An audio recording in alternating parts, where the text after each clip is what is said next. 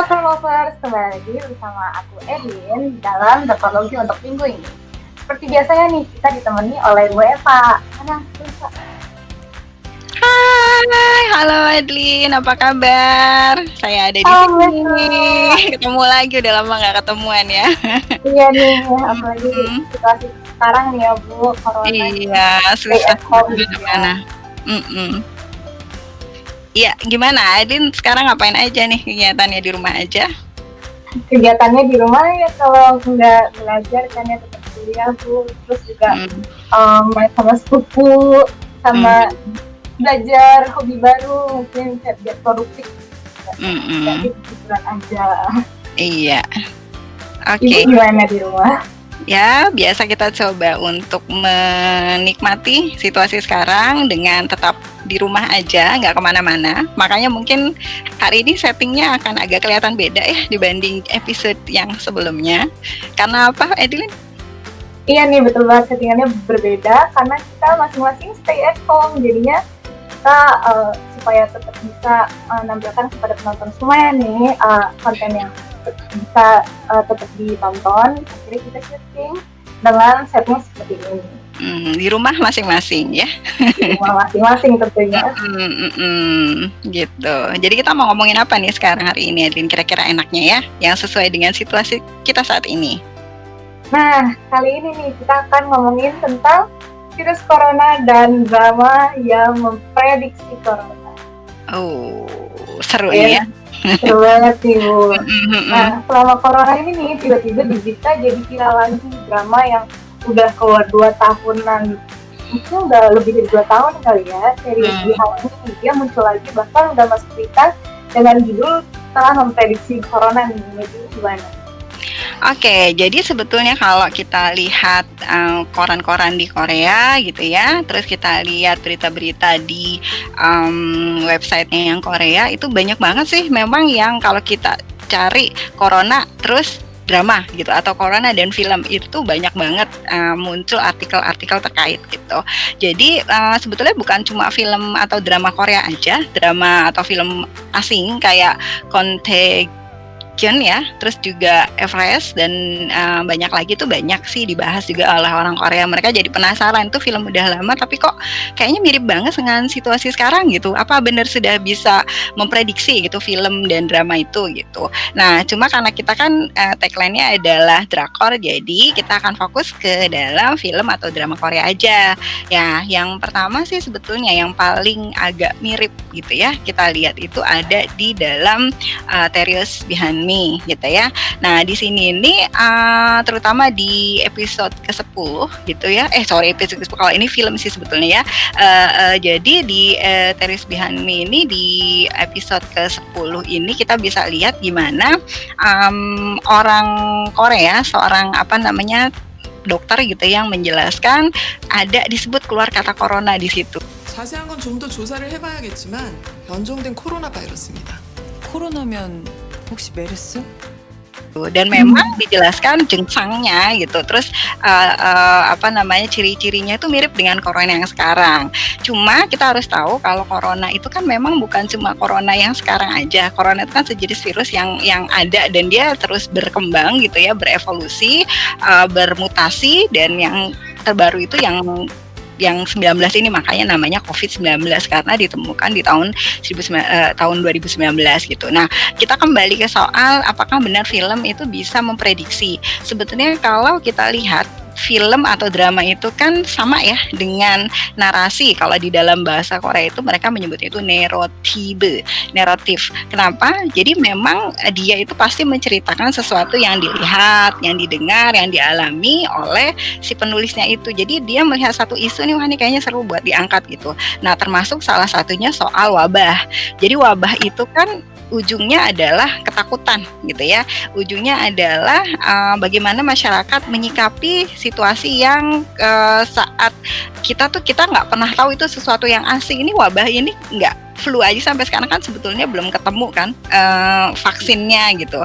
Dan ini sangat menarik kalau diangkat ke dalam sebuah film gitu. Nah makanya kalau kita lihat sebetulnya ini bukan soal prediksi atau tidak, tetapi memang berdasarkan apa yang sudah ada dan berhubung corona itu adalah virus yang memang sudah ada dan kemudian ada dimasukkan di dalam film, jadilah kita melihat situasi sekarang sepertinya mirip sekali meskipun ada yang menolak ya, kayak misalnya kita lihat di artikel di Indonesia, oh enggak kok nggak sama, beda gitu. Misalnya kalau di situ disebut orangnya itu dalam kurun waktu misalnya 5 menit itu dia akan langsung kolaps, langsung meninggal, padahal kan di sini nggak juga gitu. Tapi soal bahwa masa inkubasinya itu adalah beberapa 3 hari sampai 2 minggu gitu loh. Terus beberapa ciri yang ada misalnya harus pakai masker, dia tersebarnya lewat droplet gitu ya, lewat percikan air liur gitu, itu memang ada semua. Nah, saya sih melihat sebetulnya ini bahwa film atau drama Korea gitu ya, ketika dibuat itu nggak sembarangan gitu loh. Jadi mereka walaupun misalnya settingnya adalah tentang medis gitu, itu bukan cuma sekedar ngambil syuting kayak di sinetron Indonesia gitu, cuma di ini tuh tiba-tiba hilang ingatan, nggak jelas dia kenapa, penyebabnya apa, nggak dijelaskan. Tapi kita lewat drama film atau Korea yang terkait dengan wabah misalnya atau penyakit ini lewat riset, jadi kita tahu oke, ada yang namanya virus corona dengan masa inkubasi sekian lama, yang bahwa misalnya itu belum ditemukan obatnya, itu kan disebutkan begitu di dalam drama Theories Behind Me, dan memang sampai sekarang betul belum ketemu kan obatnya itu gitu, vaksinnya itu belum ketemu. Jadi sekali lagi saya sih sebetulnya ingin menegaskan bahwa film atau drama Korea itu sangat bagus karena mereka benar-benar dipersiapkan dengan baik, pakai riset, dan yang dimasukkan di dalam datanya di situ itu bukan kaleng-kaleng gitu Edlin. Oh gitu ya Bu, jadi sebelum membuat drama nih biasanya orang-orang ada risetnya yang mendalam, jadi nggak sembarangan. Iya. Mungkin itu yang bisa menjadi kenapa drama Korea bisa benar-benar memprediksi masa depan gitu.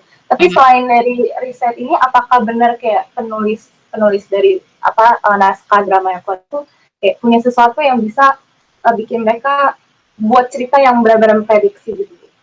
Jadi yang pertama tentunya karena kan memang sebuah drama atau film kembali lagi sama seperti sastra gitu ya, dia diambil dari sebuah pengalaman yang dalam hidup manusia yang pasti terus berulang gitu kayak sejarah. Nah tentunya apa yang sudah terjadi itu reaksi masyarakat misalnya terhadap wabah itu bisa jadi sama gitu. Jadi kayak di dalam Theories Behind Me itu kan orang tiba-tiba jadi takut gitu ya. Terus kalau di dalam film Flu gitu ya, ini juga film yang agak mirip dengan judul yang hampir sama karena kan ini juga jengsangnya agak mirip dengan flu ya, yang COVID-19 ini gitu.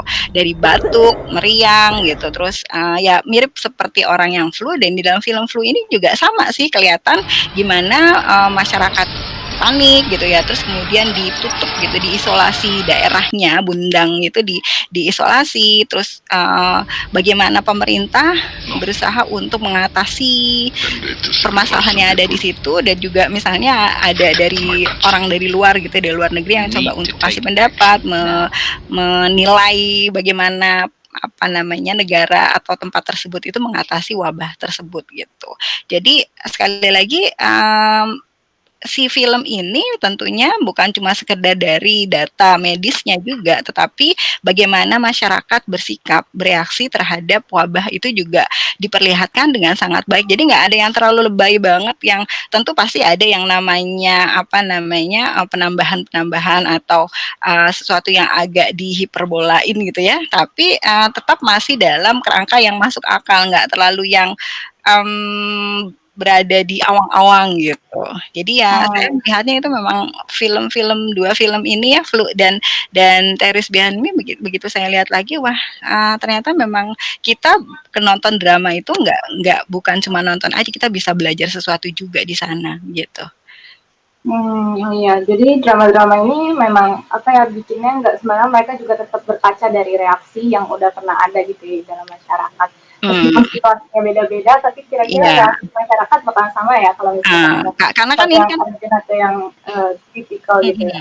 karena kan kita bicara soal manusia ya, setiap manusia itu pasti punya satu insting, punya suatu sikap yang hampir sama ketika dihadapkan oleh sesuatu yang menakutkan gitu, sesuatu yang horor, sesuatu yang mengancam dirinya, gimana mereka tetap memperjuangkan misalnya di dalam film Flu itu si ibunya itu tahu kan anaknya kena, tapi dia berusaha sekeras mungkin supaya anaknya bisa selamat misalnya, supaya anaknya bisa disembuhkan dengan dia ngambil antibodi dari orang asing ya yang terkena gitu dan itu saya rasa pastinya reaksi masyarakat juga sama seperti itu ketika dihadapkan oleh wabah gitu. Nah, betul banget tuh Bu. Meskipun ya virus corona tuh nggak semematikan yang ditunjukkan di film Iya The Flu betul. ataupun di dalam dramanya Serious Behind ini Iya betul sangat betul. karena langsung kayak mati juga kan. Tapi kan Iya. meskipun demikian dampaknya terhadap masyarakat tuh sangat mirip gitu dengan yang ditunjukkan dalam film atau drama tersebut. Betul. Jadi kita jadi berkaca lagi sih Adlin ya, ini masyarakat Indonesia ketika dihadapkan oleh itu kemarin juga kan sempet ya, kamu susah nggak nyari masker? Saya kan juga susah banget nyari Oh, masker. susah banget. Nyari Itu alkohol mahal. susah, terus mau beli vitamin juga kan katanya vitamin C, vitamin E gitu itu bagus dan segala macam. Jadi segala berita-berita bohong, hoax gitu ya, terus informasi yang tidak 100% benar itu berkembang juga di dalam masyarakat kita yang di film itu juga digambarin gitu. Oh, pokoknya katanya begini, katanya begitu gitu kan. Nah, di dalam situasi nyata yang kita hadapi sendiri, kita lihat sendiri emang persis gitu. Jadi, oh, ternyata memang drama dan film itu sekali lagi bukan cuma sekedar tontonan hiburan yang nggak ada manfaatnya gitu. Kalau di dalam bahasa Korea itu ada chohunnya, ada ilmunya, ada manfaatnya, ada pengalamannya, ada pembelajarannya gitu. Terus gimana nih Bu, kan akhir-akhir ini meskipun gimana ya, dengan virus corona ini para penonton atau netizen-netizen Korea tuh mulai bikin artikel mencari jawaban dari film itu gimana Bu? Nah, ini yang serunya nih kalau di Korea. Kalau di Indonesia kan viralnya tuh mereka pada nonton drama gitu ya. Jadi mencari apa hiburan di tengah segala kesempitan sekarang gitu kan. Pasti semua stres lah, nggak bisa kemana-mana, nggak bisa main. Kamu biasa ke mall, nggak bisa nge-mall gitu kan ya. Biasa hangout sama temen nggak bisa biasa ngerjain apa paper bareng-bareng sama temen gitu. Itu jadi nggak bisa kan pasti semua jadi stres gitu. Nah, di Indonesia itu dengan TikTok yang booming gitu. Nah, kalau di Korea lucunya yang booming itu adalah mereka coba cari-cari buku gitu, cari-cari buku yang terkait dengan flu. Jadi bukan cuma film atau drama tapi novel sama buku-buku yang terkait dengan cerita-cerita apa manhwa gitu yang ada tentang virusnya itu mereka cari gitu loh. Kayak Bart Simpson, kalau nggak Bart Simpson yang zaman dulu itu ada kartun itu juga ada di satu episode yang terkait dengan wabah juga gitu dan di Korea itu jadi viral banget. Nah ini kenapa jadi ada artikel yang ditulis gitu apa memang ada jawaban terhadap masalah flu ini di dalam drama, film, dan atau yang lainnya. Ternyata sebetulnya memang kita tidak bisa mencari jawaban jalan keluarnya kayak gimana sih nggak bisa karena biar bagaimanapun kalau novel gitu ya atau film atau drama itu ada unsur fiksinya. Nah pasti ada unsur berlebihan di situ. Tetapi yang ingin kita pelajari dari semua yang kita lihat itu adalah bagaimana kita sebagai manusia ini seharusnya bersikap. Jadi kalau misalnya di dalam film itu digambarkan orang yang langsung rushing gitu ya beli macam-macam ya jangan kayak gitulah kita belajar dari film itu bahwa kalau kita mau selfish gitu ya mau individualistis ya nggak akan selesai gitu semua harus paham bahwa ini masalah harus diselesaikan bersama jadi jalan keluarnya misalnya kalau untuk COVID-19 ya di rumah aja nggak usah kemana-mana nggak usah keluar jangan pulang kampung ya jangan pulang kampung nurut sama pemerintah gitu jadi di Korea pemerintah punya peran juga yang besar Edlin.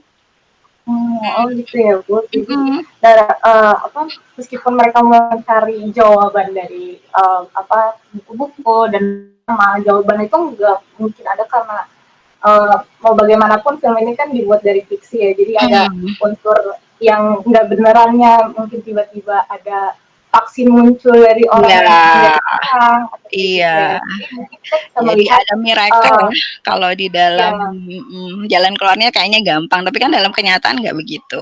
Mhm. iya, tapi mungkin kita bisa melihat sisi lainnya, kita jadi kayak berkaca kembali apakah sikap kita menghadapi virus ini sudah benar atau belum, apakah Mmm, payung itu diperlukan gitu kan. mmm, Kita kan sebenarnya nggak perlu mhm, tiba-tiba beli segala macam karena iya, ini bukan betul. akhir dari dunia gitu meskipun Iya, menakutkan gitu. betul betul, gitu. Ya, Tapi Bu, mungkin bisa dilihat gitu ya perbedaan antara Indonesia, Singapura, dan Korea dalam menghadapi corona. Kenapa sih Korea itu bisa dibilang cukup sukses dalam mhm. menanggapi corona ini? Nah, jadi ini kita bisa lihat ya sebetulnya di Korea kan di awal itu sempat Presiden Moon Jae-in juga dikritik ya karena dianggap terlambat gitu, dianggap telat. Sebetulnya sih bukan dari pemerintahnya yang telat, tetapi memang ini kan tadinya berawal dari gereja yang memang link-nya mereka tertutup gitu, yang nggak mau ngasih tahu siapa aja yang ada apa namanya kebaktian atau ibadah di tempat tersebut gitu. Jadi karena di awal disitulah yang orang-orang dari sekte gereja tersebut yang nggak mau terbuka akhirnya jadi agak terlambat. Tetapi sebetulnya setelah itu dengan gerak cepat akhirnya bisa di lockdown itu daerah Daegu ya dan orang orang Daegunya juga mereka bertanggung jawab gitu, mereka juga nurut, mereka nggak keluar, mereka patuh tetap berada di rumah, nggak kemana-mana. Jadi akhirnya bisa diselesaikan itu permasalahan itu dengan cepat. Dan yang ketiga juga saya mau bicara soal apa fasilitas kesehatan di Korea yang luar biasa banget gitu. Ya memang sekarang Indonesia masih kurang ya untuk kita ngecek COVID bener ada atau enggak aja susah banget gitu. Ke UI juga baru belakangan ada dan seterusnya gitu. Jadi memang di Korea sendiri mereka untuk tes secara massalnya itu mereka sudah punya fasilitas gitu, punya kemampuan yang cukup tinggi. Jadi 3 peran itu pemerintah, terus masyarakatnya juga pada disiplin gitu, nggak keluar, nggak nakal. Di sini kan masih kelihatan tuh orang pada cuek banget nggak pakai masker ya keluar, aduh sedih banget gitu. Terus yang ketiga ya apa namanya dari fasilitas kesehatannya itu sendiri juga sudah oke banget, jadinya ya cepat gitu. Mungkin gitu ya, mungkin Indonesia bisa belajar lagi, kaca lagi dari Korea gitu ya. Mm-mm. Kalau misalkan yang membuat keberhasilan mereka dalam menanggapi corona tuh bukan cuma pemerintahnya juga, tapi Iya, mereka juga masyarakatnya nurut juga. gitu loh. Betul. Kayak jaga kebersihan, Mhm, menjaga untuk kebaikan pribadi dan orang lain dengan cara menyuruh supaya pakai masker gitu, biar iya, dropletnya nggak kemana-mana. betul. Mungkin pembicaraan kali ini sampai sini aja kali ya Bu. Iya, dan mungkin pesan kita jangan kemana-mana gitu ya, tetap di rumah dan nonton drakor lagi gitu. Jangan lupa like dan subscribe gitu ya. Ya, bagi kalian yang punya ide lagi, apa nih yang mau dibahas? Kalian bisa komen, atau kalian kurang suka gimana, bisa komen kenapa. Dan kalau kalian suka bisa like, share, dan jangan lupa untuk subscribe. Dan sampai jumpa lagi di Dakologi selanjutnya. Bye-bye! Dadah.